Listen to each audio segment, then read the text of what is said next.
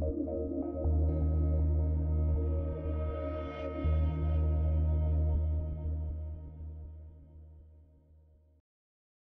Boyer, rédacteur en chef de Connaissance des Arts, qui va modérer ce talk.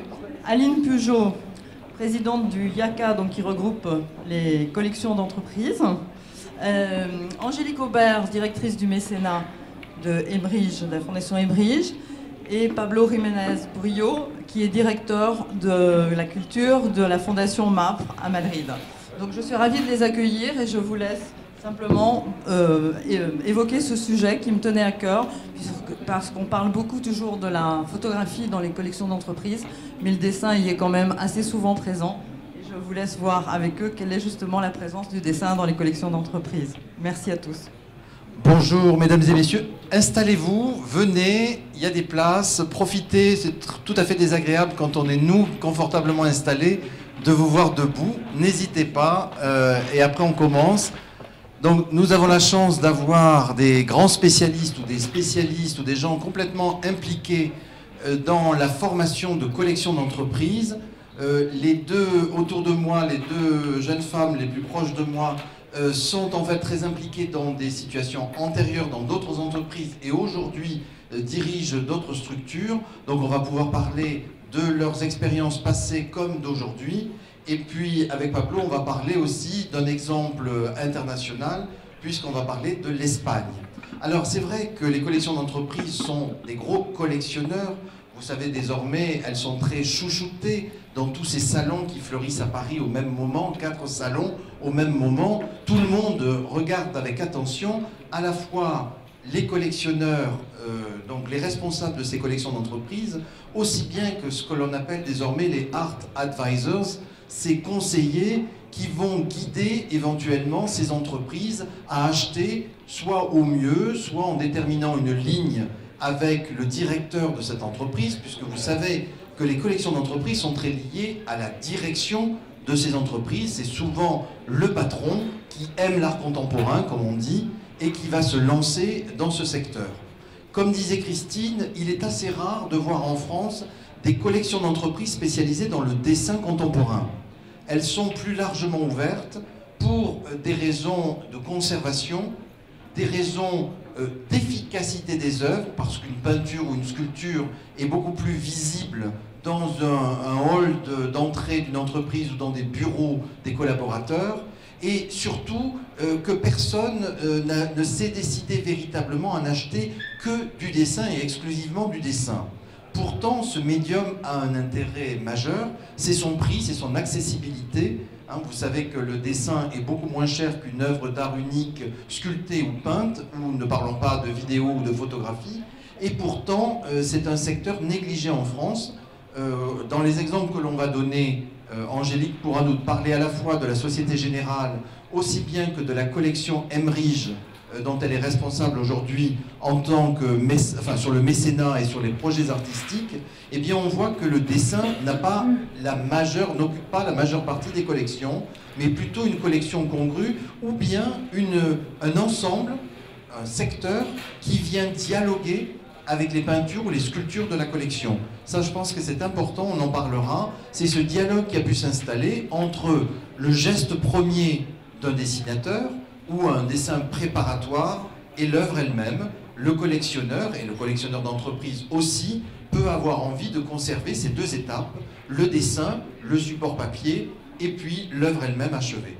Alors, je vais commencer avec Angélique directement parce qu'elle incarne pour moi un bon exemple d'une entreprise, d'une banque en l'occurrence, quand elle travaillait pour la collection de la Société Générale, aussi bien qu'aujourd'hui avec la collection Ebrige, donc des collections d'entreprises qui se sont lancées et uniquement dans l'art contemporain.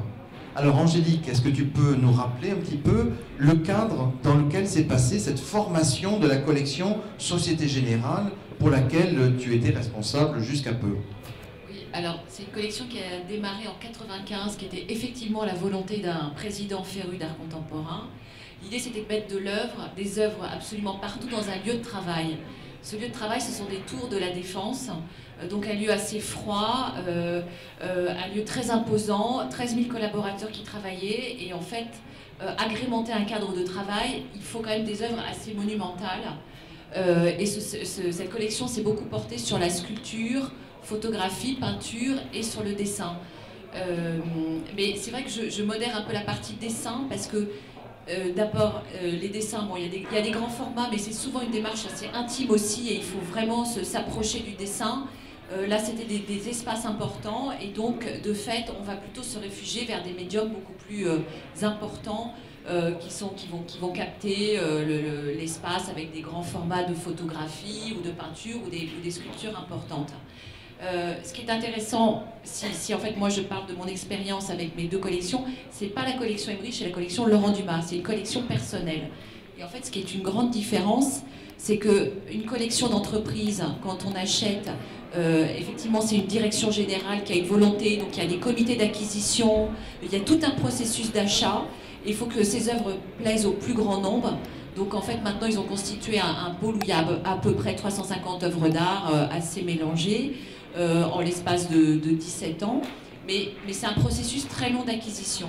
Donc une foire et un salon, c'était pour nous assez compliqué d'acheter.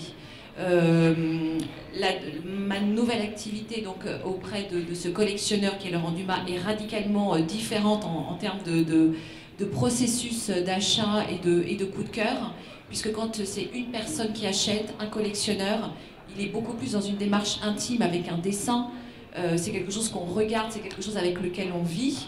Et de fait, il y a beaucoup plus de dessins en fait dans son univers parce que c'est quelque chose voilà, avec lequel je pense il y a une intimité dans le dessin qu'on n'a pas forcément dans la photographie ou la peinture. Il y avait aussi un détail technique important, c'est que une collection qu'on installe dans des locaux, dans des bureaux et qu'on veut montrer au plus grand nombre, les grands formats sont importants, les petits dessins peuvent être beaucoup plus, peuvent disparaître. On en a eu, on avait beaucoup de lithos dans les couloirs, et il y a pas mal d'œuvres qui ont disparu au fur et à mesure des années. Donc il y a la question non seulement de conservation du dessin avec les lumières, où il y a une exposition non-stop, mais également peut-être de vol. Donc c'est voilà, deux approches très différentes. Est-ce qu'on peut rappeler les conditions justement de sélection pour la Société Générale et dans le cas de Emmerich, est-ce qu'il est conseillé pour ouvrir un peu son horizon? Société Générale, c'est donc, comme c'est donc une démarche d'entreprise, il y a certains membres du comité de direction qui étaient présents dans les achats, que ce soit des personnes qui soient assez pointues en art ou pas du tout, et puis appuyé par un collège de conseil qui faisait des propositions 1 ou 2 fois par an dans des comités d'acquisition. On a également impliqué les collaborateurs dans ces choix. Et donc, c'est ce que je disais, un processus assez long, mais néanmoins très consensuel. Le deuxième choix, c'est... Quand on dit consensuel, qu'est-ce qu'on entend par consensuel? Il fallait des œuvres qui ne choquent pas? Voilà, exactement, qui puissent se prêter au public le plus large. On est dans une banque, 13 000 personnes qui travaillent là, c'était pas l'endroit pour aller montrer des choses qui puissent être un peu choquantes, que ce soit en termes politiques, en termes de religion, en termes de sexualité, donc c'était très modéré en fait. Ce qui évidemment n'est pas du tout le cas pour un collectionneur qui aura des coups de cœur, peut-être qui va suivre beaucoup plus son instinct. Sa collection, il la met ou pas dans son entreprise, ce qui est le cas pour Laurent Dumas. Les œuvres sont facilement visibles. Maintenant que ça choque ou que ça choque pas, à la limite, c'est pas son problème, c'est sa collection, ce qui n'est donc plus une collection d'entreprise. Donc très différent. Quel est le lien entre cette collection d'entreprise et l'activité, justement? Est-ce que la Société Générale, pour reprendre ces deux exemples, puisqu'on fait le va-et-vient entre ces deux moments de ton histoire, est-ce que la Société Générale a utilisé les œuvres acquises et les dessins compris, bien sûr, pour médiatiser son activité artistique, de mécénat artistique, et que fait Laurent Dumas avec cette collection? Alors radicalement opposé également, puisque la Société Générale avait aussi envie d'ouvrir sa collection, donc non seulement à ses collaborateurs, mais à un public plus large. Donc d'une part en ouvrant énormément, en faisant des accrochages très régulièrement de sa collection dans les locaux de la Défense, mais également en la sortant. C'est une collection qui a énormément voyagé en France et à l'étranger, qui est partie dans vraiment un nombre considérable de très, très beaux musées en province et qui a pu être montré du coup avec des accrochages très différents. La différence du collectionneur privé, c'est que sa collection, elle est à lui, il n'a pas forcément envie de la montrer, il en expose une partie dans ses bureaux. Il y a également un espace qui s'appelle la Villa Emmerich, où on présente des œuvres de sa collection, mais qui est beaucoup plus ouvert sur privatisation, qui n'est pas ouvert au public de façon générale. Et donc la démarche n'est pas du tout d'acheter des œuvres qui puissent plaire au plus grand nombre, comparé à une banque comme la Société Générale. Est-ce qu'il y a des lignes directrices dans ces deux collections? Est-ce qu'elles se rencontrent parfois ou est-ce qu'elles sont totalement opposées aussi dans le contenu? Elle peut se rencontrer. Il y a un certain nombre d'artistes qui sont bien sûr en commun. Maintenant, c'est pas du tout la même démarche, le même contenu. La Société Générale s'est tournée beaucoup vers des scènes artistiques étrangères très peu représentées en France, puisque c'est une banque qui était très présente à l'étranger, et notamment dans les pays de l'Est. Donc le souhait, c'était aussi de travailler avec cette scène artistique, de la montrer à Paris. Une collection privée, ça marche beaucoup plus au coup de cœur. Laurent Dumas qui collectionne est très tourné sur l'humain, très tourné sur quelque chose qui va lui raconter une histoire. Il n'a pas de tabou non plus, donc l'œuvre peut être choquante, ça ne le dérange pas, c'est lui qui vit avec. Comment est-ce qu'on peut la voir, la collection de Laurent Dumas? Pour l'instant, elle est donc en partie à la Villa Emmerich. On va sûrement ouvrir cet espace un peu plus, parce que pour l'instant, le lieu n'est ouvert que pour des événements privés. Donc après, c'est sur rendez-vous. Donc l'idée, c'est qu'on va l'ouvrir. On est en train de préparer un catalogue et on organisera sûrement une exposition de sa collection dans le Marais. On a des bureaux qui sont vraiment en plein cœur du Marais, juste derrière Beaubourg. Il est prévu à l'automne prochain de faire enfin une exposition, puisqu'on nous a souvent demandé de la voir et que c'est un petit peu compliqué. On n'a pas de site internet aussi comparé à une collection d'entreprises comme la Société Générale qu'on peut voir en ligne. Mais il a beaucoup plus de mal à s'exposer en fait, ce n'est pas du tout une démarche. Le fait de montrer sa collection, je vois bien que c'est un acte très personnel et pas forcément facile pour un collectionneur privé, puisque l'œil du public, il ne le recherche pas. Voilà, c'est son point de vue et il n'a pas du tout envie de faire adhérer ou pas adhérer, sûrement contrairement à d'autres collectionneurs. Oui, j'allais dire, c'est une attitude modeste, alors qu'en général, oui, on sait très bien que les collectionneurs d'art contemporain en rajoutent un petit peu en démonstration. Oui, oui. Donc, alors là, c'est plutôt l'opposé. Voilà, il estime que c'est sa collection, il a envie d'acheter ce qu'il a envie d'acheter, il a des coups de cœur pour des artistes, et il a beaucoup acheté des artistes, notamment comme Frédéric Lutz, qui sont représentés chez Colline Papillon, comme Jean Tibéry, qui sont chez Sémios, comme Laurent Ledinf. Et il achète énormément de séries. Là aussi, la différence, la Société Générale, en général acheter 2-3 pièces d'un artiste. Lui, c'est un vrai collectionneur passionné, il va aller acheter immédiatement 5 pièces, 10 pièces, voire 15 pièces, et de suivre le travail au fil des années de l'artiste. Ce qui n'est pas le cas d'une banque qui aura plutôt envie de montrer 2-3 pièces à un instant T d'une création artistique. Le nombre d'œuvres d'un même artiste est quelque chose d'important. Je me souviens toujours, la première fois que j'ai rencontré Panza Di Biumo, le comte Panza Di Biumo qui achetait beaucoup d'artistes minimalistes, et je lui dis, mais qu'est-ce que vous avez dans votre collection? Et il m'a dit, j'ai 144 un tel, j'ai 130 un tel, etc. Donc pour lui, c'était le nombre qui comptait plus que la description de sa collection. Est-ce que Laurent Dumas est aussi quelqu'un qui acquiert avec boulimie, ou bien est-ce qu'il réfléchit pour couvrir l'entièreté de la carrière d'un artiste? Alors je pense qu'il fonctionne de façon très impulsive. Il achète des séries entières et après, si la série suivante ne lui plaît pas, il n'achètera pas, mais il n'est pas... En fait, il aime suivre les artistes, mais il ne se sent pas du tout d'obligation. C'est vraiment, ça marche au coup de cœur, ça marche à l'impulsion. Et à des nouvelles pièces, par exemple, en ce moment, il y a une magnifique exposition, mais ce n'est pas du dessin, de Bruno Peramante chez Fabienne Leclerc. Dans sa galerie, il avait déjà acheté énormément de pièces, il en a racheté toute une série parce que son nouveau travail est magnifique. Il ne se met pas de barrière sur quoi que ce soit et il ne se met pas de stratégie non plus pour couvrir l'ensemble. On ne va pas partir du plus historique au plus contemporain, ça sera vraiment une démarche très personnelle, voilà, de coup de cœur. Et alors, puisque nous sommes dans un salon, comment achète-t-il? Est-ce qu'il va directement chez les artistes acheter dans l'atelier, ou bien est-ce qu'il passe par la galerie qui est l'intermédiaire normal et traditionnel pour l'acheteur? Par la galerie, quasiment uniquement par la galerie, même si le lien avec l'artiste est très présent et même fondamental, puisque c'est quand même voilà, l'artiste qui va aussi vraiment parler de son travail et qui va déclencher ce coup de cœur.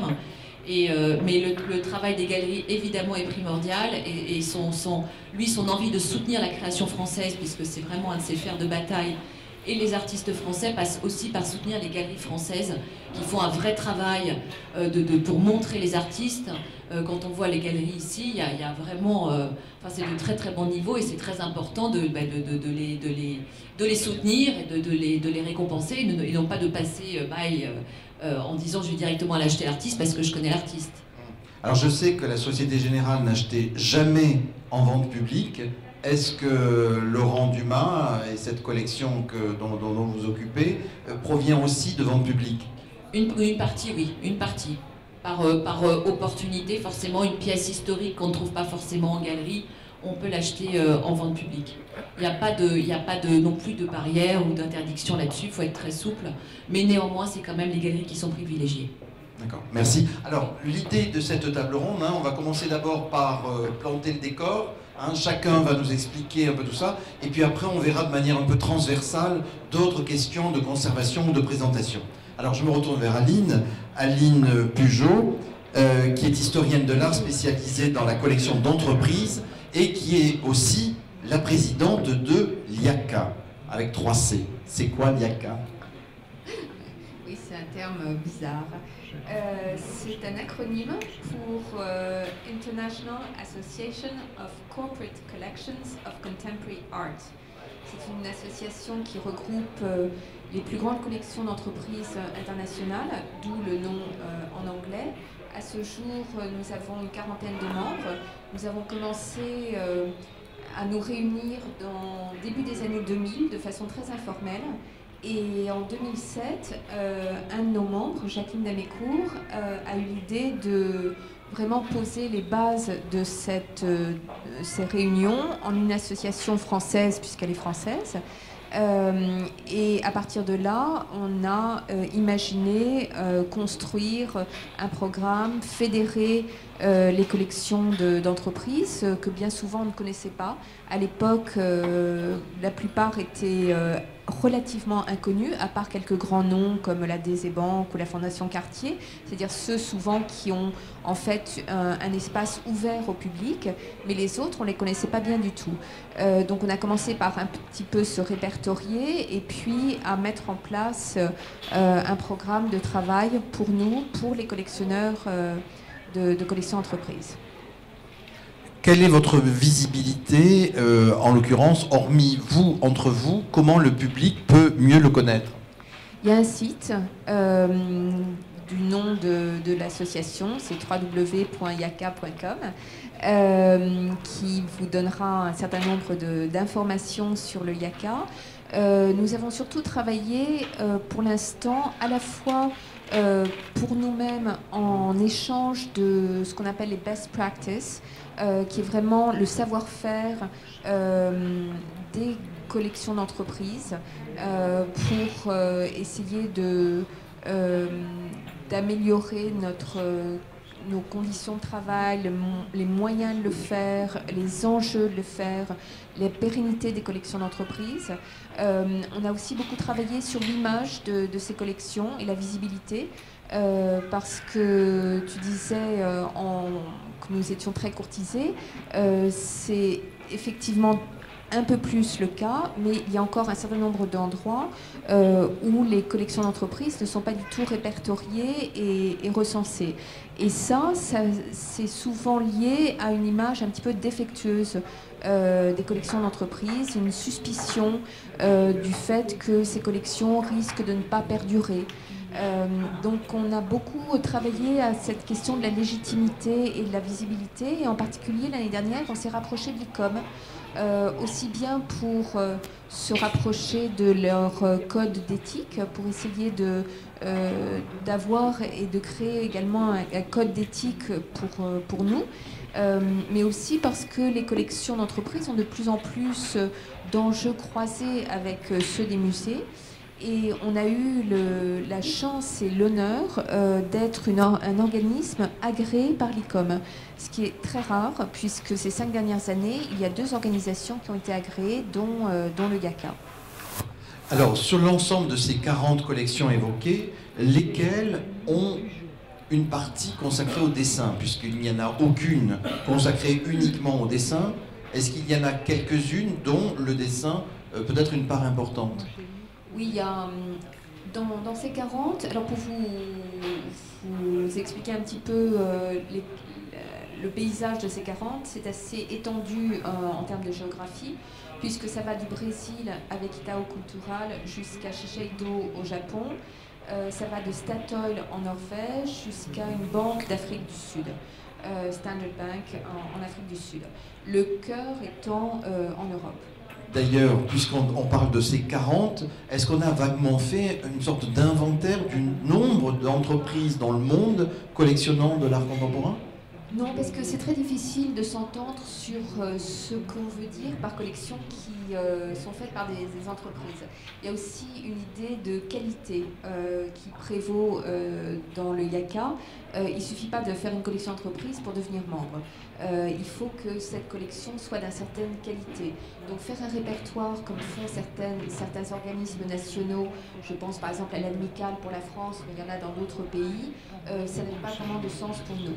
Pour vous donner une idée, il y a un livre qui est sorti récemment, qui a été édité par un Anglais qui s'appelle Peter Harris, qui a répertorié les 100 meilleurs programmes d'art contemporain. Donc il est allé un peu plus loin que l'idée simplement des collections et qui vient d'être publié par Bonhams. C'est sorti en début d'année, en janvier à Londres. Donc voilà, ça c'est une première piste. Il y en a bien sûr d'autres, mais en tout cas dans les 40, pour répondre à votre question, je dirais qu'un grand nombre ont du dessin. Comme disait Angélique, beaucoup ont des dessins de façon moins importante que d'autres médiums dans leur collection. Les collections vraiment importantes, je pense surtout qu'il faudrait interroger Pablo Jiménez parce que clairement la Fondation Mapfre est une des collections les plus remarquables en termes de dessin. On va y venir bien sûr. Est-ce qu'on peut évoquer aussi les deux expériences précédentes que tu as eues entre ABN AMRO ou bien même la Caisse des dépôts pour expliquer, ces deux expériences, qu'est-ce qu'elles nous font dire par rapport à ce qu'expliquait Angélique, les liens entre l'entreprise et cette collection privée? Est-ce qu'il y a un suivi? Est-ce qu'il y a des ruptures? Est-ce que c'est vraiment lié à une personne? Est-ce qu'une fois que l'impulsion est lancée, la chose continue d'elle-même parce que la collection existe? Est-ce que tu peux nous donner quelques exemples, même s'ils ne sont pas toujours positifs? Alors c'est beaucoup de questions. Beaucoup de questions.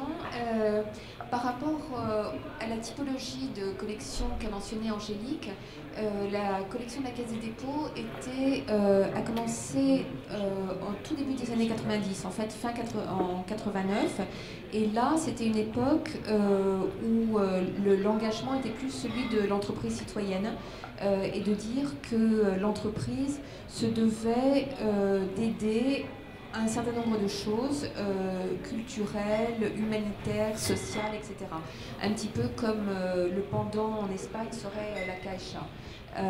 Voilà, donc la Caisse des dépôts à l'époque faisait ça beaucoup plus pour soutenir à la fois une scène artistique française, c'était une partie de la collection qui s'appelait Collection Caisse des dépôts et qui a été donnée par la suite au musée de Saint-Étienne dans son intégralité. Pourquoi ? Parce que le président directeur général de la Caisse des dépôts de l'époque, Robert Lyon, ayant démissionné, le programme s'est brutalement arrêté. Alors effectivement, ça c'est la grande faiblesse des collections entreprises, c'est quand il n'y a pas de pérennité assurée par le fondateur, qui ne verrouille pas les choses il y a des moyens de le faire, de créer des fondations, il y a tout un ensemble de moyens. Là, ce n'était pas le cas. Il a pensé que son successeur continuerait cette action. Et en fait, ça a été arrêté assez brutalement. Nous avions un espace d'exposition de 300 mètres carrés. Il y avait cette collection-là. Il y avait un programme de commande d'œuvres pérennes pour des bâtiments appartenant au groupe de la Caisse des dépôts qui est extrêmement important. Et enfin, une collection photo. Il n'y a que la collection photo qui soit restée pendant quelques années parce que la photo, c'est quand même plus facile, parce que la photo était accrochée dans les murs de l'entreprise, donc elle avait une fonction plus immédiatement décorative, il ne faut pas avoir honte de cet aspect-là des choses. Ça parlait plus peut-être aux collaborateurs, bien que cette question-là n'ait pas été primordiale dans leur choix d'arrêter. Mais ça leur semblait plus facile de vivre avec une collection photo. Donc la collection photo a un petit peu survécu au premier tremblement de terre, on va dire. Et puis finalement, elle n'a quand même pas survécu si longtemps que ça, et elle a été donnée dans son intégralité à Beaubourg. Voilà, donc ça illustre bien la fragilité des collections, mais le temps où la collection de la Caisse des dépôts a existé, donc pendant 6 ans, on a quand même, je crois, à l'époque, fait un travail assez important, assez novateur. Il y avait peu, à part Cartier, il y avait peu d'autres entreprises autant engagées que nous l'étions sur l'art contemporain. Il faut voir qu'à l'époque, on avait un budget d'environ 5 millions de francs, ce qui était quand même assez colossal. Et on avait l'ambition de soutenir la scène artistique française comme d'autres pays peuvent le faire.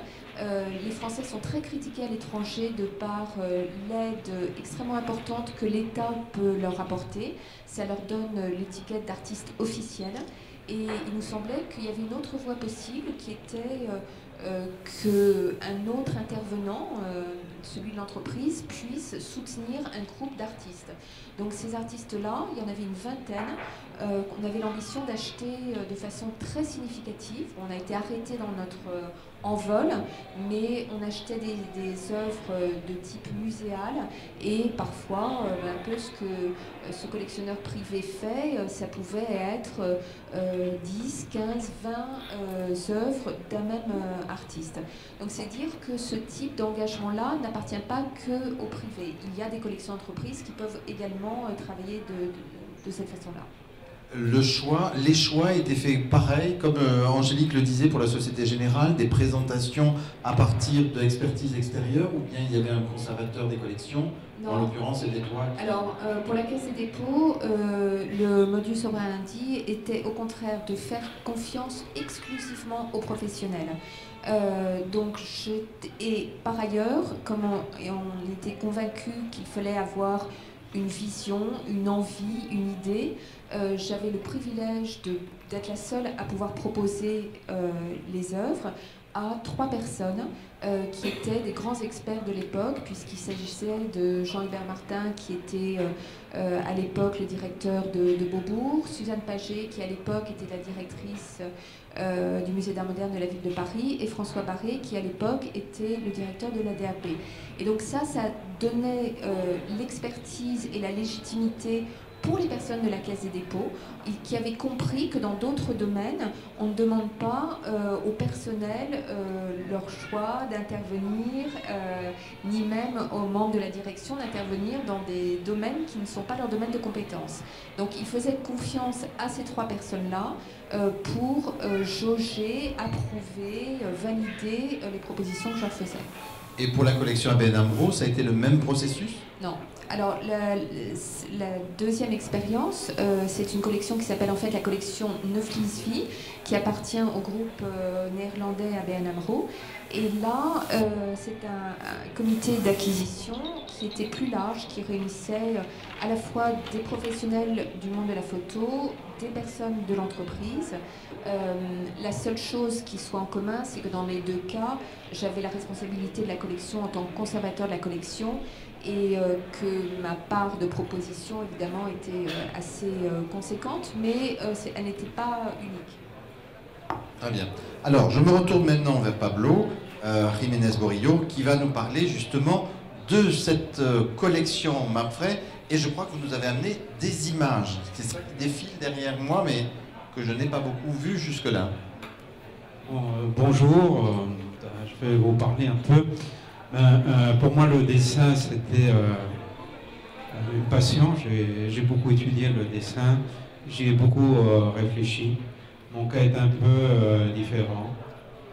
Nous sommes une fondation.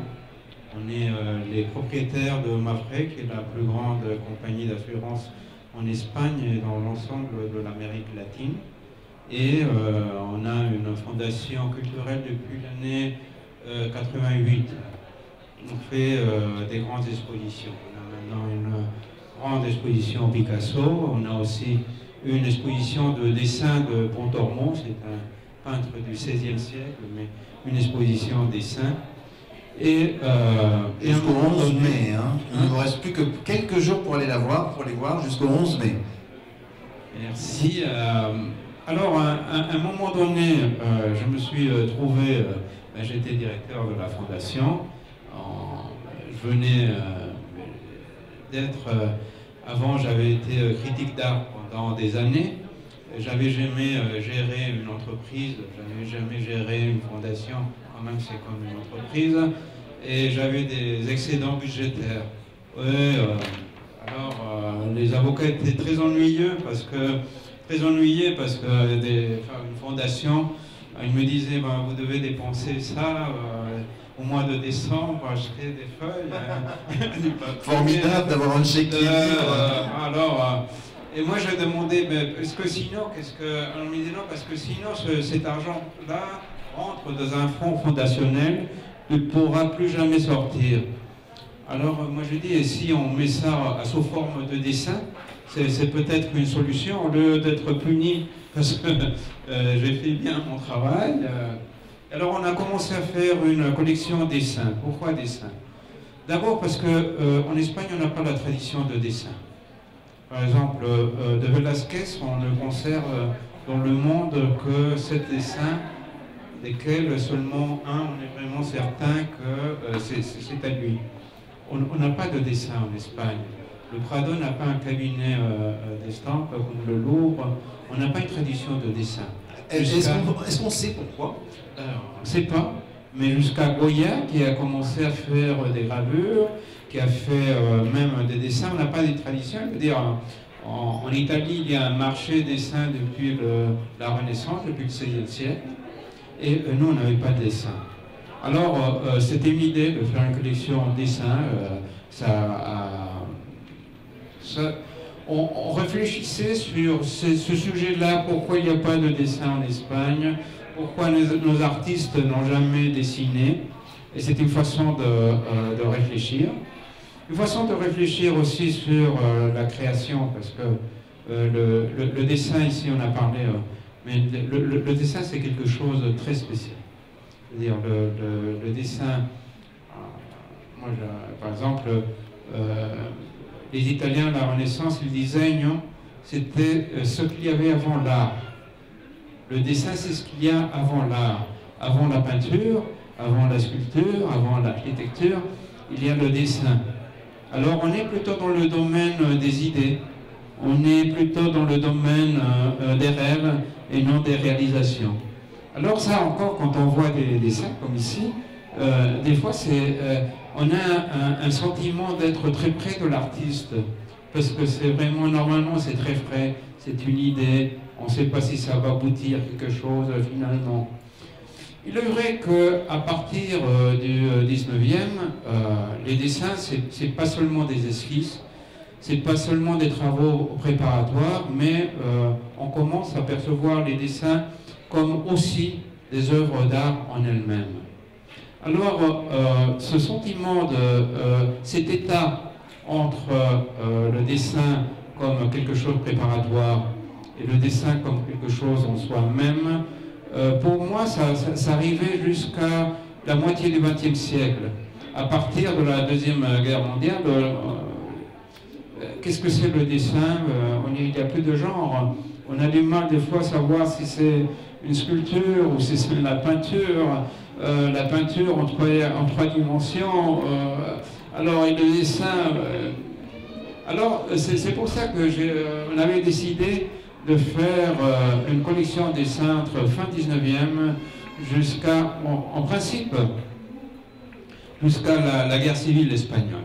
L'idée, c'était, mon idée, c'était de faire une collection de dessins espagnols depuis 1880, parce que 1881, c'est la date de naissance de Picasso, alors comme ça, ça faisait un repère, et jusqu'à notre guerre civile.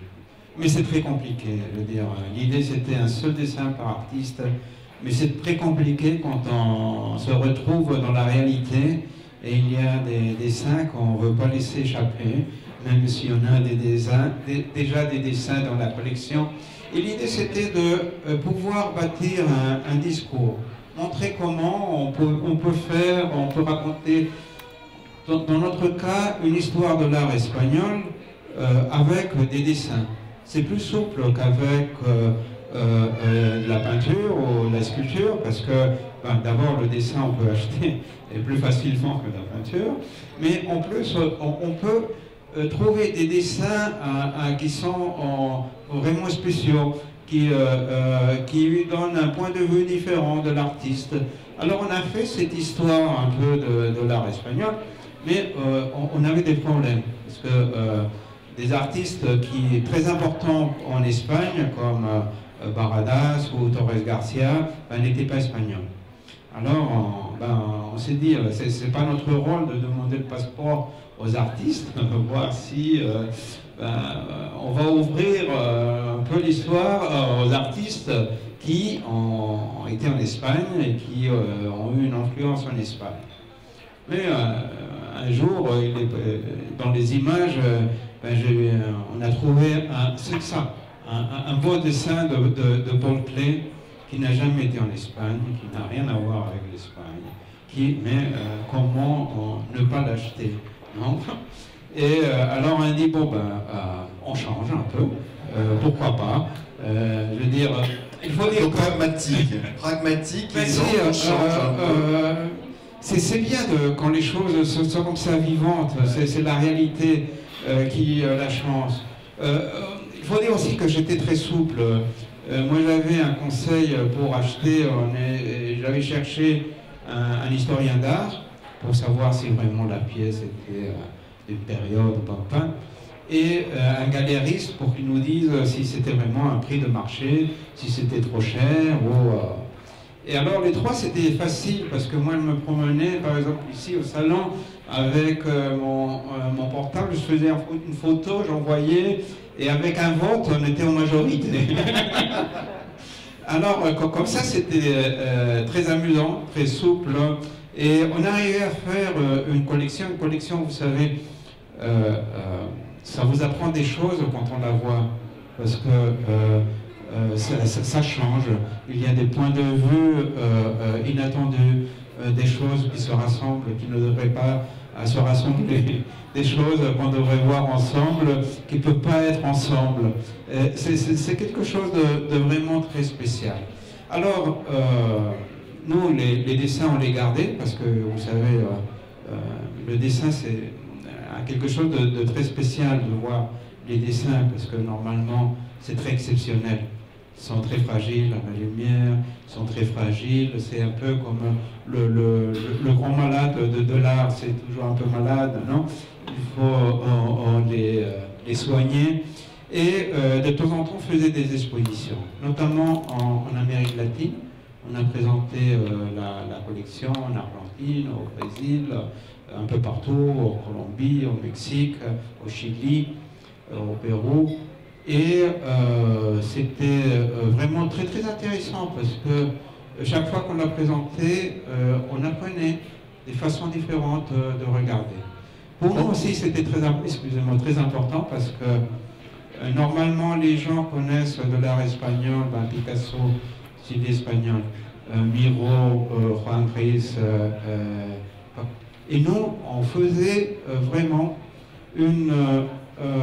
parce que on a des artistes très importants pour les avant-gardes internationales, qui normalement, on met Picasso à côté de Matisse. Nous, on arrivait à construire une histoire espagnole où Picasso a une place, où Picasso a des origines, où Picasso peut s'expliquer, où Miro peut s'expliquer dans des clés seulement espagnoles. Et ça, c'était vraiment intéressant, parce que c'était une façon différente de nous voir, de nous regarder, de réfléchir aussi sur l'art espagnol.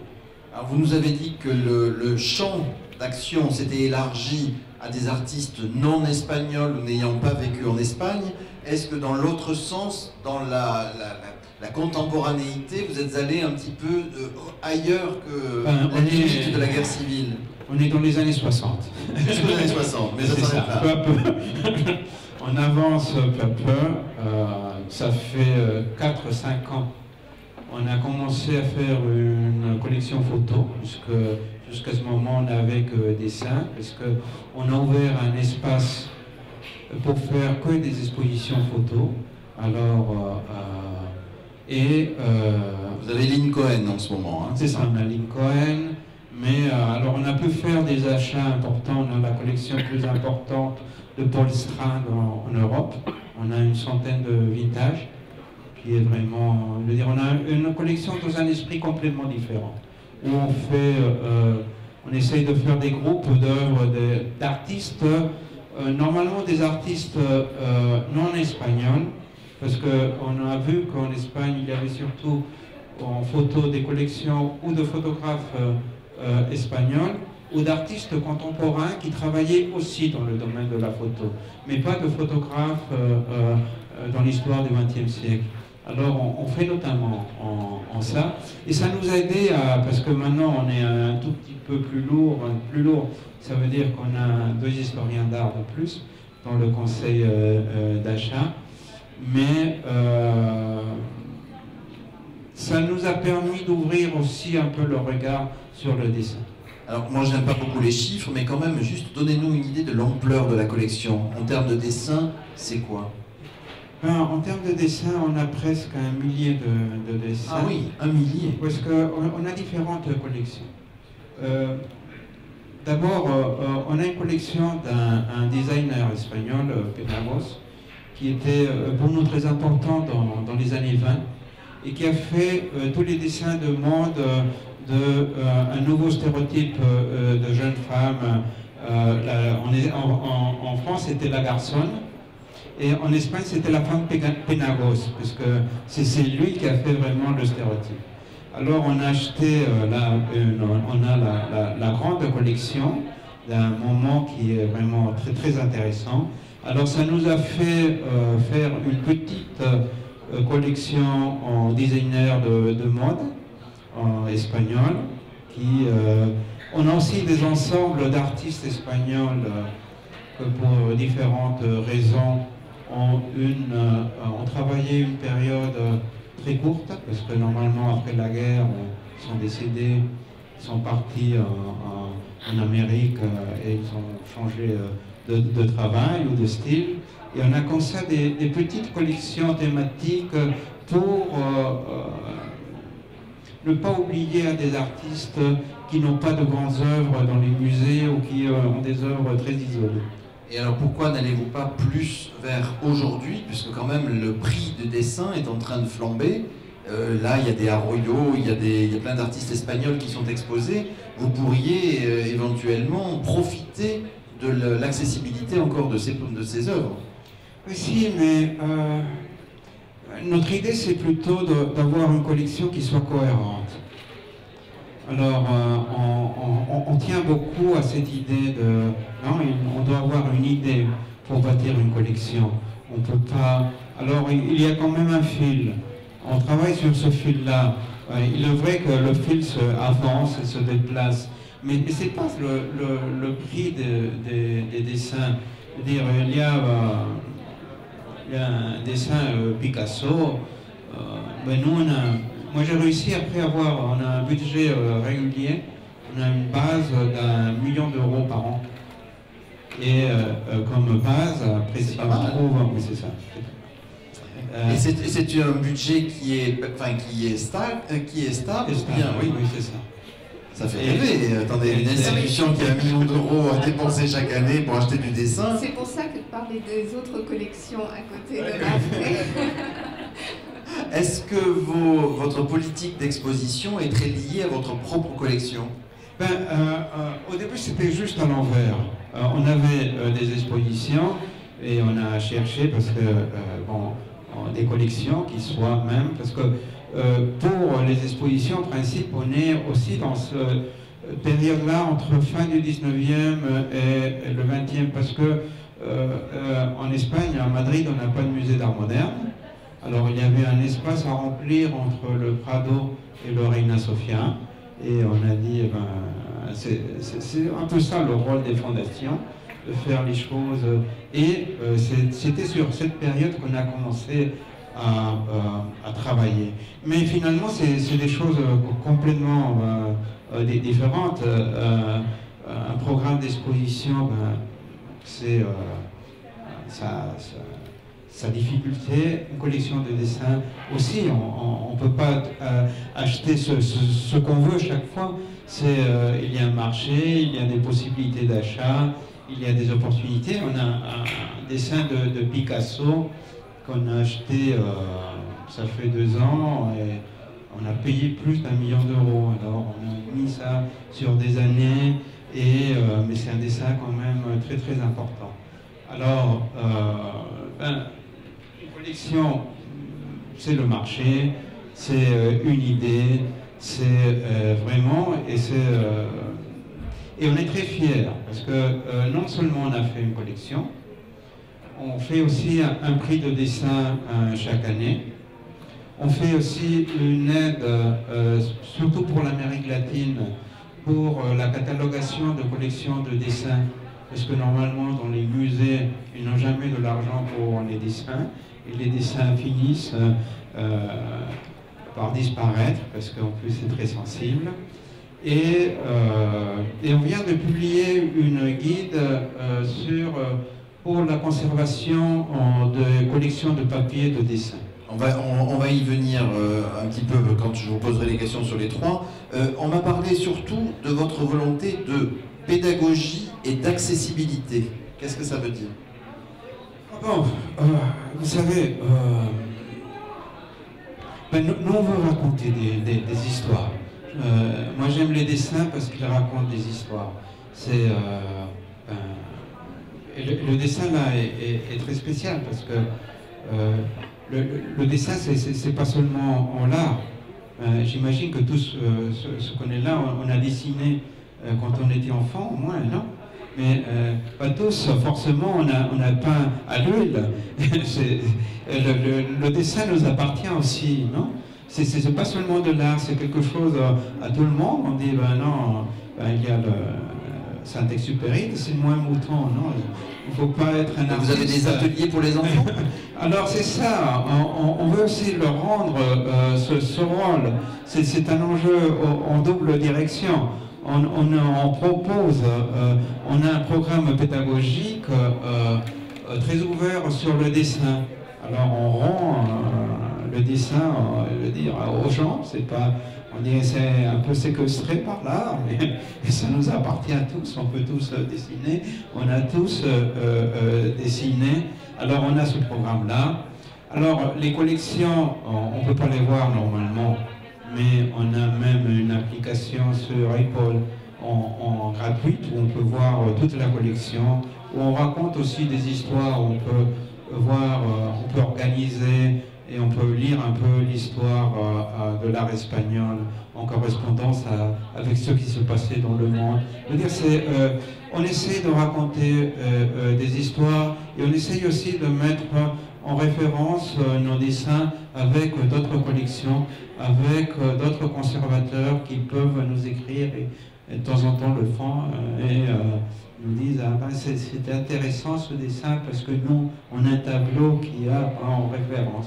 Alors je sais que vous travaillez beaucoup avec le Centre Pompidou et avec le musée d'Orsay pour la France, mais est-ce que vous avez les mêmes liens comme ça avec l'ensemble des pays européens ou même mondiaux? Si, on travaille, on a maintenant cette exposition de dessin de Pontormo qu'on a fait avec les offices à Florence. On travaille pour nous une exposition très importante que sera Sorolla en Amérique. On a repéré des tableaux pour nous. Sorolla, c'est un peintre très important. Il a fait une grande carrière en Amérique et il y a beaucoup de tableaux qu'on ne connaissait pas. Et on travaille, je travaille beaucoup avec la France parce que pour moi c'est assez facile. J'ai pas un grand mal à parler français et ça facilite. Mais on travaille aussi avec le Royaume-Uni, avec le reste de l'Europe très spécialement et aussi aux États-Unis. Alors tout à l'heure vous parliez, et ça m'a vraiment intéressé, que vous aidiez, vous financiez finalement le catalogage des collections de dessins de certains pays d'Amérique latine, c'est ça si j'ai bien compris? Ça m'a rappelé un petit peu l'action que faisait l'Institut néerlandais, la Fondation Custodia, qui a aidé justement à l'analyse, le catalogage des collections hollandaises des musées de province français. Est-ce que vous montez, est-ce que vous êtes à l'origine, est-ce que vous aidez pour qu'il y ait des expositions d'art espagnol en dehors de l'Espagne? Pas spécialement. Je veux dire, mon souci c'était, quand je me retrouvais, parce que j'ai fait ça de la base, quand on se retrouve avec on a commencé à faire une collection, on dit là maintenant je dois cataloguer ça, non? J'ai besoin de spécialistes pour faire ça. Alors on se retrouve, et surtout dans des collections en privé, que les gens n'ont plus de l'argent pour cataloguer les collections. Alors on ne compte pas sur ça, on achète parce qu'on aime, on achète parce qu'on trouve que c'est très intéressant, mais il faut faire un travail de conservation. Normalement, quand on achète, il faut réencadrer parce que c'est pas encadré. Le papier c'est très très sensible, il doit être éloigné de la vitre si c'est emmarqué avec une vitre, il doit être avec les supports de pH neutre, c'est compliqué. Alors il faut avoir des normes pour savoir ce qu'il faut faire, et des fois il faut aider pour faire des recherches pour savoir vraiment l'intérêt des dessins, parce que normalement le dessin d'intérêt c'est plus intéressant si on peut le mettre en rapport avec d'autres œuvres. Alors on retrouvait que dans des musées, surtout en Amérique latine, mais aussi en Espagne, des fois il n'y avait même pas un inventaire précis des collections de dessins. Parce que les priorités c'était conserver la peinture. Je parle par exemple, on a fait un énorme travail à Cuba, parce qu'à un moment donné, ils avaient bâti des musées très années 60, mais avec des boîtes complètement closes. À un moment donné, ils n'avaient pas d'argent pour la climatisation. Alors, dans un truc comme ça tropical, c'était vraiment compliqué. Alors, on a travaillé avec eux pour trouver un moyen de préserver les œuvres avec des choses qu'on puisse trouver sur place, qui n'étaient pas beaucoup. Mais l'intérêt, c'est de préserver des collections, finalement. C'est ça, tous, on vit, on travaille pour l'art. L'art, c'est les collections. C'est notre première obligation, préserver les collections, les identifier et faciliter aux chercheurs de les connaître mieux, parce que comme ça, on peut faire le travail.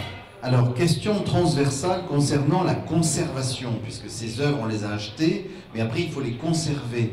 Comment les privés, comment ces entreprises pratiquent-elles la conservation? Est-ce que l'une de vous deux peut nous répondre? Ou est-ce que c'est compliqué? Est-ce que chez Emerige, on a une politique de conservation? Pas pour le moment. La collection est assez récente, puisqu'elle a démarré à peu près il y a une bonne dizaine d'années. Donc les problèmes de conservation se posent assez peu. La collection n'est pas exposée non plus tout le temps, elle tourne. Donc elle n'est pas non plus le problème souvent lié à la lumière ou la chaleur. Cette collection est moins exposée. Pour la Société Générale, oui, ça a été un souci. Mais néanmoins, c'est une collection qui a été achetée pour être exposée, non pas dans un stock. Donc c'était aussi un peu la problématique. Et lorsqu'il y avait des tirages à refaire, on a fait des tirages. Le dessin étant assez fragile, il était aussi moins montré et moins présent. Tu as des exemples à nous donner éventuellement, Aline? À l'époque de la Caisse des dépôts, on était beaucoup moins conscient de ces problèmes de conservation. Même la terminologie conservation préventive est quelque chose dont on parle de façon beaucoup plus récente. Donc pour Neuflize-Vie, en revanche, on a été très touché assez rapidement par des virages de photos qui étaient irrécupérables. Ce qui a permis non seulement à ce que nous, c'est-à-dire le comité d'acquisition, soyons concernés, mais aussi que les décideurs qui allaient devoir payer ce qu'il fallait pour entretenir la collection réalisent les vrais enjeux. Parce que le dessin comme la photo, c'est des supports papier. Quand le papier a été mangé pour des raisons chimiques ou autres et que c'est totalement perdu, ben voilà, l'œuvre est perdue. Donc ça nous a permis du coup dégager des sommes très importantes pour faire une réserve en faisant appel à des professionnels, une réserve très développée avec différents... il y a 2 réserves avec 2 différents types de température et un protocole de conservation des œuvres, de ne plus les exposer autant, en dépit de la demande très pressante de les avoir sur les murs. Donc on avait catégorisé les œuvres par degré de fragilité. En fait. Vous voulez nous dire un mot sur les modalités de conservation que vous avez? J'imagine qu'elles ne sont pas présentées en permanence. Je vais parler d'autre chose qui est quand même un enjeu quand on fait une collection. Ça paraît bête, mais c'est les cadres. Parce que les cadres pour le dessin, c'est très important. Parce qu'on a besoin d'un espace entre le dessin, la vitre, parce que si jamais il y a des problèmes de condensation, le papier pourrait rester collé à la vitre. Alors, il faut des cadres spéciaux. Alors, on ne peut pas normalement conserver le cadre avec lequel on achète. Qu'est-ce qu'on fait? Comment présenter une collection surtout de plus de 1000 dessins, oui, il faut... Oui, c'est ça. Alors, il faut y réfléchir. Nous, on a fait le design de cadres spéciaux pour la collection. Alors, ça fait un travail de recherche. On a recherché comment, puisqu'on avait des dessins de fin du 19e, comment est-ce qu'on encadrait au 19e, comment il y avait tout un travail à réfléchir sur la présentation des œuvres, comment les présenter, comment faire des cadres et comment faire des cadres qui aident aussi à la conservation. Parce que les dessins, quand ils sont encadrés, elles subissent une petite déformation. Alors comment faire que cette déformation soit la minimum possible? Alors il y a tout un travail, je veux dire, c'est pas vraiment le dessin, c'est quelque chose de très spécial, parce que on a d'un côté ce sentiment de proximité avec l'artiste, mais la conservation est tellement compliquée, la présentation est tellement compliquée qu'on doit réfléchir à beaucoup de choses, davantage que si c'était de la peinture ou même de la photo. Et stylistiquement, tous vos cadres sont les mêmes ou bien ils sont adaptés à chacune des périodes? Non, c'est adapté à chacune des collections. Alors on a 6 modèles de cadres dans la collection la plus importante. On a des cadres, par exemple, pour les œuvres plus petites. On a des cadres dont la partie en bas est plus large que le reste pour la mettre un peu en valeur, ou même où les côtés sont plus larges si c'est vraiment un petit dessin. Alors on essaye de mettre en valeur chaque dessin. Alors il y a des dessins où le bois ne marche pas, alors on travaille, je veux dire, c'est vraiment une réflexion. Comment montrer un dessin, comment le montrer dans un ensemble de dessins. Oui, mais c'est capital, et surtout on vient de voir, j'arrive d'une autre foire à proximité, Et je viens de voir un dessin de Hartung sublime qui faisait presque 1 mètre de hauteur, avec un cadre doré genre Louis XV. Quelque chose, je n'avais jamais vu une chose aussi horrible de ma vie sur une foire. Hein. Pas ici, hein, bien sûr, dans une autre foire. Mais donc le problème des cadres, effectivement, très important. Et surtout quand on fait, nous on avait fait une réflexion, on avait fait faire des cadres spéciaux avec papa, et soudain on achète un dessin, un collage de Schlitter où il avait peint aussi le cadre. Non, mais là, qu'est-ce qu'on fait? Ça, il faut le garder. Oui, c'est ça, il faut le garder, ça fait partie de l'œuvre. Mais comment présenter ça dans l'ensemble? Je veux dire, c'est vraiment fascinant comment le dessin, c'est plein d'enjeux, c'est plein de trucs qu'on n'avait jamais réfléchi et qu'on doit réfléchir pour pouvoir faire les choses sérieusement. Alors, dernière question, puis après on va laisser le public poser des questions aussi. Le mot fatidique, tellement dur à prononcer en français, sur l'inaliénabilité de la collection. Est-ce que vous êtes sûr, ou est-ce que vous avez été sûr, lorsque vous avez formé ces collections, qu'elles allaient rester là, qu'elles ne seraient jamais revendues? Et quel est le cas? Est-ce qu'une société d'assurance ne se dit pas, après tout, c'est un actif que j'ai désormais? La collection n'appartient pas à la société d'assurance, la collection appartient à la fondation. Alors, en cas de disparition de la fondation, les collections d'art passeraient à l'État. Alors, c'est vraiment... c'est ça le sens de faire une collection. Et est-ce qu'en Espagne, parce que je l'ignore, est-ce qu'en Espagne comme en France, les collections d'État sont inaliénables? Ils sont inaliénables, oui. C'est compliqué à dire, hein, surtout quand on en est au subjectif. Bon. Et de votre côté? Pour la Caisse des dépôts, je vous ai raconté la fin un peu triste. Chez Neuflis, pour l'instant, c'est plus compliqué. Il y a un dispositif fiscal en France qui permet aux entreprises de défiscaliser leurs achats. Donc on ne peut pas à la fois défiscaliser et revendre. Mais toute la collection n'a pas été achetée sous ce régime-là. Donc c'est une situation plus complexe. Mais effectivement, il y a soit l'idée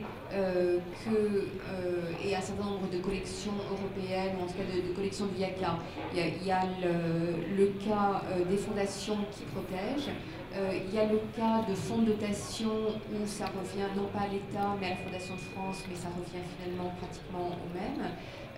Il y a ceux qui ont cherché à protéger avec des dispositifs écrits et des contraintes, et puis un certain nombre d'entreprises qui estiment que non, c'est aussi ça la richesse de la collection entreprise et sa variété, c'est de pouvoir évoluer, de pouvoir changer. Il faut quand même voir que le monde de l'entreprise est beaucoup plus changeant et que par exemple il y a des cas d'entreprises qui sont rachetées par d'autres, des fonds qui tout d'un coup appartenaient à une identité de culture d'entreprise qui tout d'un coup vont appartenir à un autre. Donc comment gérer ça? Comment gérer aussi les effets de mode? Parce qu'il y a des engouements parfois très sincères, et y compris de la part d'experts, pour des artistes ou des familles d'artistes, et puis ça passe de mode. Est-ce qu'on doit pour autant les garder ad vitam aeternam? On voit bien aussi la difficulté des musées en province, qui sont remplis, qui ont des caves et des réserves remplies d'œuvres un peu pompiers qui n'intéressent plus personne. Donc voilà, je ne pense pas qu'il n'y ait qu'une réponse, et l'inaliénabilité n'est pas nécessairement la seule réponse souhaitable. Il y a des collections qui ont décidé aussi de pouvoir revendre au bout d'un certain temps, un peu sur le modèle du New Museum aux États-Unis, qui avait décidé qu'ils achetaient pour une période déterminée de 25 ans, je crois, et au bout de 25 ans, quel que soit le cursus de l'artiste, qu'il soit devenu célèbre ou non, l'œuvre était revendue et l'argent revenait au musée pour renouveler la collection. Donc il y a une collection d'entreprises qui est en train de réfléchir à cette stratégie-là, qu'ils n'ont pas encore mis en place, mais qu'ils envisagent ça. Voilà, il y a différentes choses possibles. Alors là, moi je dirais attention attention à la spéculation, parce que c'est toujours ce qu'on peut reprocher à une entreprise en disant par rapport à une sélection d'artistes, les galeries peuvent être assez frileuses si elles ne sont pas sûres de la pérennité de la collection. Il y a pas mal de collectionneurs ou d'entreprises à qui c'est arrivé, qui ont revendu.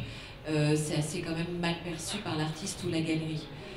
En ce qui concerne la Société Générale, ils se sont absolument rien interdit. Maintenant, il y a largement d'espace pour pouvoir accrocher cette collection partout. Peu de légitimité même de vendre ces œuvres. Les œuvres qui ont pris de la valeur, ils sont partis du principe que tant mieux ça rentre dans un actif de la banque et que c'est une œuvre qui a pris de la valeur. Celles qui ont stagné ou d'artistes qui n'ont jamais percé, qui ont été achetés il y a très longtemps, ça n'a pas d'intérêt non plus de vendre ces artistes. Donc du coup l'idée c'est de quoi qu'il arrive garder cette collection qui n'est pas non plus... c'est pas la Deutsche Bank qui est évidemment à mon avis une autre problématique. Ce sont des collections quand même qui restent assez raisonnables égard au chiffre d'affaires d'une grande banque. Donc c'est pas du tout le sujet en fait. Ok, merci. Donc on a parlé de la conservation, on a parlé de la pérennité, on a parlé des catalogues, on a parlé de la formation de la collection. Maintenant, à vous, si vous avez des questions à poser à nos intervenants. Mais je sais que c'est la période la plus difficile. Les questions. Tenez, je vous laisse. Non, parce que comment on les enregistre? Bonjour, merci d'abord pour ce témoignage parce que c'était très riche et puis très diversifié, donc ça permet d'avoir une représentation qui est intéressante. Moi j'avais des questions. Quand vous avez évoqué l'origine de ces collections, on voit que ça peut être à la fois une décision d'une personne de la direction qui va à un moment donné donner en tout cas cette impulsion, qu'il peut y avoir aussi des décisions de créer des collections qui peuvent être liées à l'activité de l'entreprise. Quand on voyait tout à l'heure, vous évoquiez chez Seido, il y a certainement un lien avec la créativité, donc on comprend assez facilement pourquoi aussi à un moment donné il y a une volonté d'aller sur ces sujets-là. Ma première question c'était de savoir, est-ce qu'il y a justement des origines qui sont différentes, qui sont peut-être plus singulières sur la création d'une collection, d'une collection d'entreprise. Ça s'adresse peut-être plus à vous parce que vous avez une vision plus panoramique. La seconde question, c'est qu'on a évoqué aussi qu'est-ce qui était fait avec cette collection. Donc, de manière très basique, on a parlé de décoration.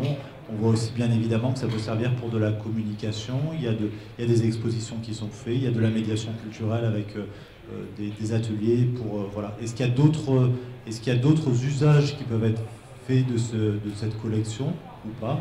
Et la troisième et dernière question, c'était savoir, vous disiez qu'il y avait des avantages fiscaux pour une entreprise à acheter justement des œuvres. Est-ce que vous pouvez juste détailler ça et savoir si ça touche aussi les artistes contemporains? Voilà, merci. Oui, on n'a pas évoqué le cas de collection de dessins liés à l'activité de l'entreprise. Des créateurs qui vont faire des dessins préparatoires et qui vont les laisser, finalement ça devient une collection d'art contemporain à un moment donné, où ça peut devenir une collection d'art, enfin pas forcément d'art contemporain, mais une collection d'objets décoratifs contemporains. Parce que je te vois me regarder, mais j'imagine que lorsque Vivier, par exemple, le créateur de chaussures, faisait intervenir un artiste ou quelqu'un qui est venu aider à la réalisation de ces chaussures, le dessin qui a été conservé dans l'entreprise, il a une qualité esthétique et il devient collection. Ce n'est pas dans ce sens-là, c'était comme dans le sens de la Fondation Paula qui va faire des œuvres en lien avec les routes, qui sont des routes. Oui, est-ce qu'il y a d'autres exemples? Moi, j'avais pas d'idée.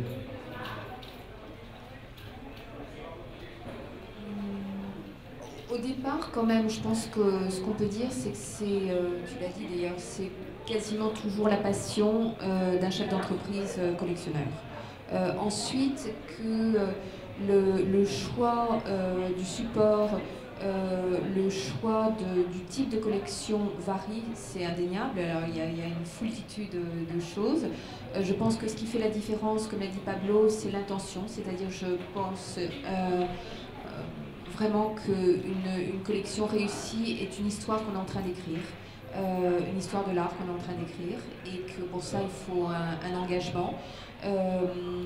Alors ça peut se doubler avec d'autres volontés ou d'autres intérêts de la collection, mais il faut déjà qu'intrinsèquement elle soit importante au regard de l'histoire de l'art. Et c'est beaucoup plus difficile comme type d'exercice quand elle se doit d'illustrer en plus un thème, comme de se rapprocher d'un thème de voiture ou de Il y a la collection Kuhn, par exemple, je crois, mais c'est de la photographie, c'était un peu loin du dessin, mais de photographie, qui ne montre que des éléments, des détails anatomiques, parce que le monsieur était chirurgien plastique. Donc il n'a acheté que ça. Bon. Mais il y en a d'autres, hein, c'est simplement que ça ne me revient pas en mémoire. Mais parfois, il y a des moyens plus subtils de le faire. Par exemple, il y a une collection française qui s'appelle Première Heure. C'est une boîte de production. Et la collection qu'ils ont faite est une collection essentiellement de photos, mais il y a également quelques dessins, mais qui est plus sur l'esprit du travail de montage cinématographique et de relation d'une œuvre à l'autre, où là, au contraire, le choix de constitution de la collection est organique, mais avec des effets de ping-pong d'une œuvre sur l'autre. Ça, par exemple, ça paraît quelque chose d'extrêmement intéressant. Je voulais raconter l'histoire d'une collection en Espagne. C'est une collection du journal ABC et de son magazine Blanco y Negro. Alors, ils ont commencé, le journal a ouvert avec son magazine fin du 19e et ils achetaient des dessins pour la couverture, pour la mode, pour les personnages, et soudain ils se sont rencontrés qu'ils avaient une collection. Je veux dire, que quand le journal a changé de main, les nouveaux propriétaires disent mais une collection, qu'est-ce qu'on peut faire avec, on a une collection, parce qu'ils avaient quand même une grande collection, parce qu'il y avait surtout dans les années 20 et 30 beaucoup d'artistes qui vivaient parce qu'ils faisaient des dessins pour... alors ils avaient quand même des grands noms, ils avaient de Juan Gris, ils avaient... alors il y a soudain une entreprise qui se trouve avec une collection. Qu'est-ce qu'on fait avec la collection? Personne, on n'a pas de conservateur, on n'a personne qui sait de ça, que faire avec ça? Je veux dire, là, parce que c'est amusant, ce qu'aujourd'hui n'a aucune importance dans le futur, c'est peut-être d'une extrême importance, non? Alors, où est-ce que se trouvent ces objets qui seront... Alors, ce cas-là est vraiment très intéressant. Maintenant, il y a un petit musée avec la collection, mais qui est un exemple de comment les collections d'entreprise sont des fois très surprenantes. Et puis, il y a aussi les collections à thème qui sont vraiment choisies en tant que telles. Et là, il faut quand même que je cite, par exemple, la collection de Neuf-Filles, où le thème était le portrait. Et ça peut aussi être un exercice extrêmement intéressant, parce qu'à partir d'un thème, alors ça c'est un thème particulièrement intéressant parce que c'est un genre pictural, ça permet à la fois de trouver des œuvres qui illustrent parfaitement le thème, mais aussi de voir jusqu'où on pose les limites du thème. Et qu'est-ce qui est portrait, qu'est-ce qui ne l'est plus, qu'est-ce qui est autour, etc. Donc là, c'est un autre type d'exercice qui est très passionnant. Pendant que tu tiens le micro, est-ce que tu veux répondre à la question sur la défiscalisation d'entreprise? La question de monsieur aussi. Alors, ça dépend. Alors là, pour le coup, c'est vraiment très national. Pour ce qui est de la France, il y a tous les détails des chiffres sur le site du ministère.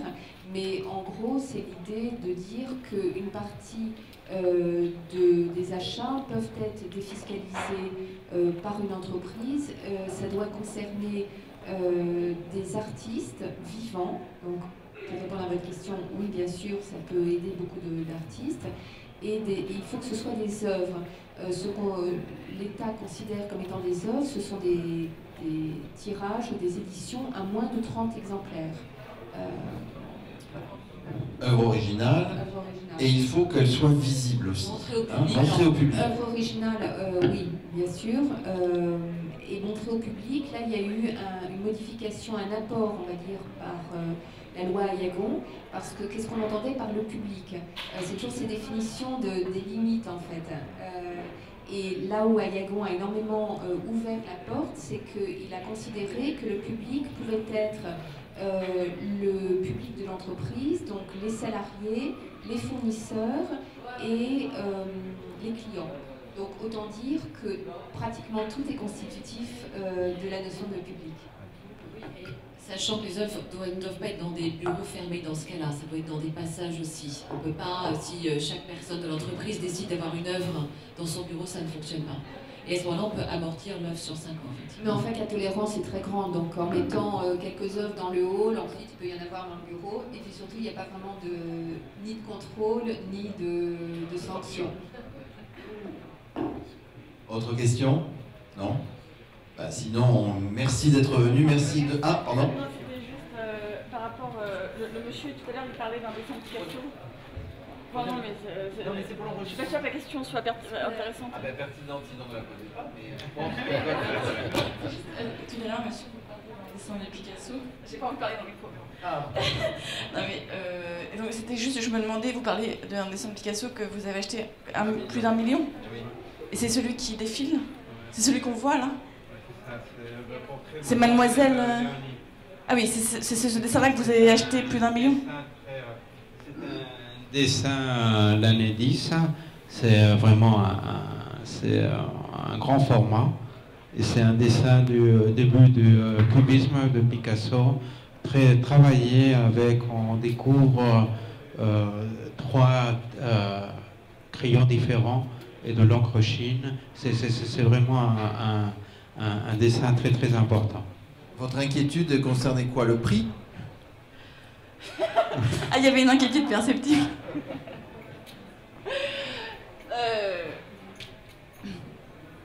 Non, mais... J'aimerais peut-être, pour clore le débat, vous poser une question, mesdames, concernant votre position vis-à-vis du tirage unique. Quelle est votre position vis-à-vis du tirage unique? C'est quelque chose que je développe beaucoup en tant qu'artiste. Je crois qu'on ne se connaît pas, je m'appelle Champion Métadier. Et donc, je travaille depuis à peu près 3 ans énormément sur cette question, avec Franck Bordas et ma galerie Catherine Putman, de la question de l'épreuve pigmentaire. Et je réfléchis énormément en ce moment à la situation du numérotage. C'est-à-dire que là, par exemple, je présente, peut-être pas pour la première fois, mais pour la deuxième fois, des tirages qui sont uniques. Donc ça pose des questions vis-à-vis des collectionneurs et j'aimerais bien que toutes les deux, et vous aussi, monsieur, vous puissiez me donner des réponses par rapport à ça. Quelles sont vos positions? Est-ce que je me suis bien exprimée? Est-ce que c'est assez clair pour vous? Ça m'intéresse. Moi, je comprends pas, en fait. Je vois, il n'y a pas de problème à partir du moment où on sait que c'est un tirage, quel est le numéro du tirage, mais il faut juste prévenir la personne en disant c'est un tirage en 10 exemplaires et c'est le numéro 2. Ou alors c'est une épreuve unique, mais c'est... Une épreuve unique, tout à fait. Mais moi, je vois pas où est le... J'ai l'impression que tu veux poser la question de est-ce que le collectionneur est attentif au fait que ce soit un tirage unique? Voilà. Est-ce qu'il va privilégier l'achat d'une pièce qui va être unique ou bien est-ce que le fait qu'elle soit un multiple pose un handicap à son achat? Ça n'est pas un problème, c'est une question de prix ensuite. Parce que ça sera forcément pas le même prix, on ne peut pas prétendre à s'il y a un tirage en 10 exemplaires qu'un tirage unique. Après, un collectionneur marche au coup de cœur ou une commission d'achat marchera au coup de cœur. Je ne pense pas que ce soit restrictif. Maintenant, si les œuvres sont en 15 exemplaires systématiquement, c'est pas la même démarche non plus quand on achète une œuvre unique. Mais je parlais bien de la question du tirage unique. Je pourrais apporter une réponse en tant que Drawing Now. Sur Drawing Now, c'est pas de tirage multiple. Donc c'est effectivement tirage unique. Il faut que vous ayez la preuve. Alors je ne sais pas quelle technique vous utilisez. Je ne suis pas une experte en technique. Donc effectivement, ce qu'il faut, c'est que vous apportiez la preuve qu'il y a un seul exemplaire. Voilà. Hein, et c'est vrai que moi j'ai travaillé dans le temps avec des graveurs et c'est vrai que j'ai déjà vu des graveurs qui en fait vendaient la plaque quand c'était un tirage unique, qui apportaient la plaque avec le tirage unique, ce qui donne... Non, mais j'ai fait suffisamment de gravures pour connaître le problème. Donc ce qui peut apporter la preuve du tirage unique, c'est d'avoir ce qui a servi la plaque que l'on adjoint à l'épreuve. Donc là, c'est très compliqué parce que dans ce cas, la plaque numérique. Donc évidemment, ça pose un très très gros souci et beaucoup de questions. Et c'est passionnant à la fois au niveau de la création, parce que c'est une nouvelle technicité. On arrive à obtenir des résultats tout à fait incroyables par hasard, sans même bien parfaitement savoir manier toutes ces machines. Mais effectivement, il y a cette question-là qui reste... oui, je pense qu'effectivement, il faut trouver au niveau juridique quelque part une solution pour attester. Alors, je pense que ça peut être aussi... bon, on travaille quand même relativement, je dirais, entre galeristes et artistes dans une notion de confiance. Donc, je pense que c'est aussi... vous, par rapport à la galerie, avoir une attestation comme quoi le tirage est unique qui permet de valider ce procédé. Et c'est effectivement intéressant et ça fait partie aussi des choses sur lesquelles nous, on est très vigilants sur Drawing Now, sachant que le seul multiple qui est accepté, c'est la vidéo. Puisqu'effectivement, dans le cadre de la vidéo, comme souvent, les artistes ont mis plusieurs années sur certaines vidéos à les faire. C'est vrai qu'après... Bon, on a une petite tolérance pour les dessins animés, certaines vidéos numériques, puisqu'elles représentent un investissement en temps extrêmement important. Et c'est le seul multiple qui a droit de cité à Drawing Now. Mais c'est vrai que c'est un sujet que se posent beaucoup d'artistes, bien souvent d'ailleurs aussi dans le domaine de la photo, de savoir quel est le juste nombre. C'est vraiment ça... à vous qu'il appartient ça. Et moi, je suis étonnée que ce soit aussi problématique parce que je trouve qu'il y a un autre sujet auquel les artistes pensent souvent pas suffisamment, c'est la question de l'encadrement. Et que l'encadrement, c'est pas seulement la bordure physique de l'œuvre, mais c'est aussi la bordure symbolique de l'œuvre. Et je trouve que ce serait vraiment intéressant de développer auprès des artistes cette conscience qu'il est intéressant qu'eux-mêmes pensent la limite de leur œuvre. Alors ça posera des problèmes à des collectionneurs comme Pablo qui ont réglé le problème pour eux. Est-ce que c'est mieux un cadre américain avec un creux ou bien est-ce qu'il faut avoir une Marie-Louise importante ou pas de Marie-Louise ou etc. Mais c'est vrai que le collectionneur, oui, mais le collectionneur, lui, il est en droit d'avoir envie de présenter d'une certaine manière l'œuvre. Hein. Donc c'est vraiment les deux cas de figure. Quelque chose de passionnant parce que tout à l'heure vous avez parlé de l'histoire de l'encadrement et ça c'est génial parce que justement sur la photographie et sur les tirages quels qu'ils soient, les litaux, etc. On a une platitude. Dès qu'on touche à un papier, de l'eau, de l'aquarelle, un navire, etc. Comment ça peut donner, c'est catastrophique. Donc c'est aussi une chose qui est non, moi, je voulais remarquer ce qu'il y a de paradoxal dans ces choses, cette idée de pièce unique. D'abord que c'est une idée assez nouvelle. Les peintres de la Renaissance faisaient une vierge, et la montraient, les gens disaient je veux la vierge, et le répétaient. Mais dans le cas de la photographie, par exemple, il y a un artiste il prend une photo, il va faire, parce que normalement, bien des fois c'était pour un journal, alors ils vont faire ça très rapidement, il y a quelqu'un qui va même couper l'image parce que c'est pour le journal, mais c'est un vintage, et ça a un prix. 10 ans après, quand l'artiste a l'argent, il va dire je veux faire vraiment un bon tirage, vraiment avec l'exposition que je veux, mais le marché dit non, ça c'est moins cher parce que c'est pas vintage. Alors le marché capricieux, je veux dire, c'est là, ce sont des problèmes différents. Une œuvre d'art, c'est déjà les limites sont déjà assez floues. Et après, le marché qui vient et qui dit ça c'est plus important que ça c'est plus cher, ça c'est par des raisons qui, des fois, c'est pas raisonnable. Merci, c'est pourquoi nous achetons du dessin et des pièces uniques. Merci. Merci et à très bientôt pour la suite de ces tables rondes.